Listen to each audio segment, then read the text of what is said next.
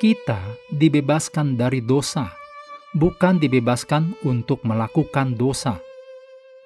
Tubuh adalah untuk Tuhan, dan Tuhan untuk tubuh. Kita adalah milik Kristus. Sahabat dan saudaraku, mari menggunakan waktu mempelajari firman Tuhan hari ini.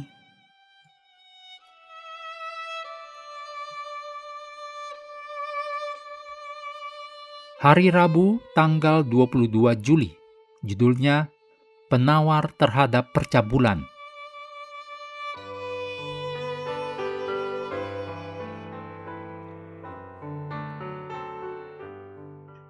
Kita mulai dengan doa singkat yang didasarkan dari Roma 6 ayat 13.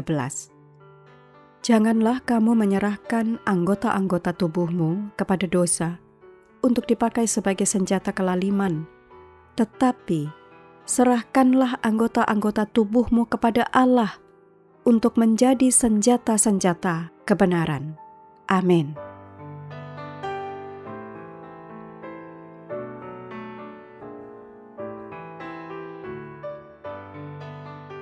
Tulisan Paulus ini prinsipnya dapat diterapkan secara umum kepada semua umat Kristen.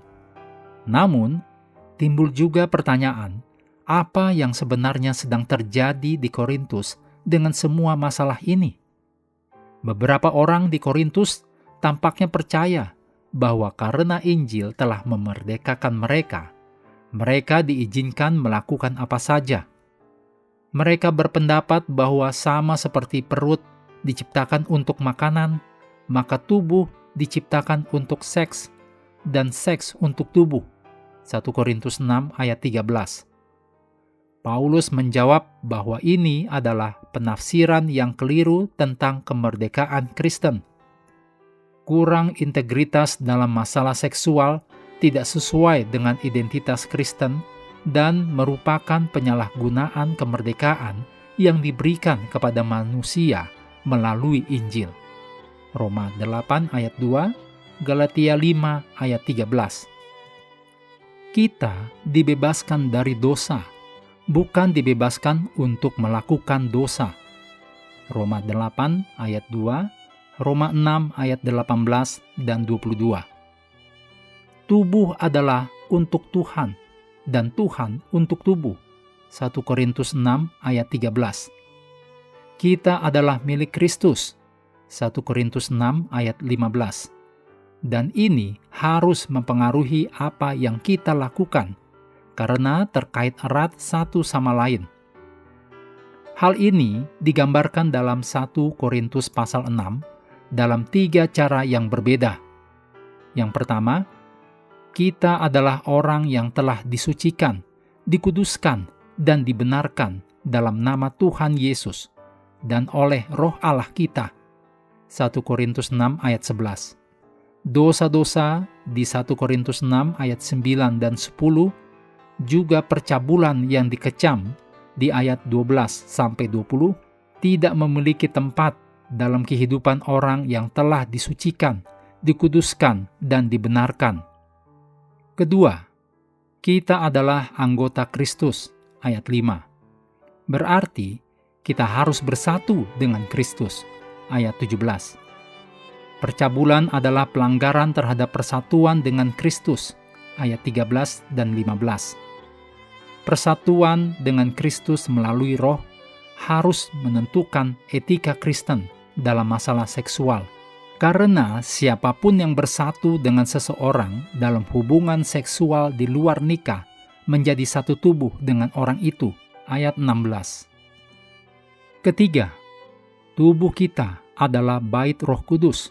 1 Korintus 6 ayat 19 dan 20. Satu-satunya cara untuk hidup kudus dengan integritas dalam masalah seksual adalah dengan memiliki hubungan yang intim dengan Kristus melalui Roh Kudus.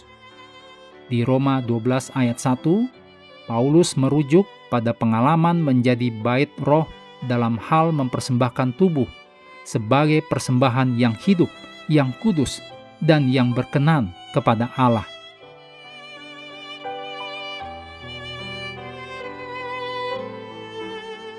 Kutipan Roh Nubuat disadur dari Reflecting Christ halaman 150 dan Ye Shall Receive Power halaman 361. Kita hidup di akhir zaman, ketika kejahatan semakin bertambah dan kasih banyak orang menjadi dingin. Namun, Tuhan memanggil kita untuk tetap teguh, menjaga pikiran, hati, dan tubuh tetap kudus. Dengan pertolongan Roh Kudus, kita dapat mengalahkan dosa, hidup menurut kehendak Tuhan, dan menjadi saksi yang memuliakan nama-Nya. Marilah kita memeriksa hati dan kehidupan kita. Apakah kita masih mengasihi Tuhan seperti saat pertama kali percaya? Apakah dosa, keegoisan, kesombongan, atau kecintaan kepada dunia yang mulai menjauhkan kita dari Tuhan? Tuhan mengundang kita untuk bertobat, meninggalkan setiap dosa yang menguasai hidup kita, dan kembali hidup dekat dengannya sebelum terlambat.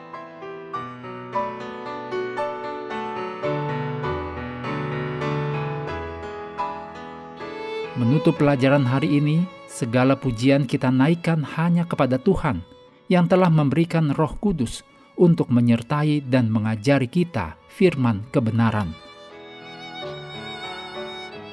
Terima kasih telah belajar bersama. Tuhan memberkati kita semua.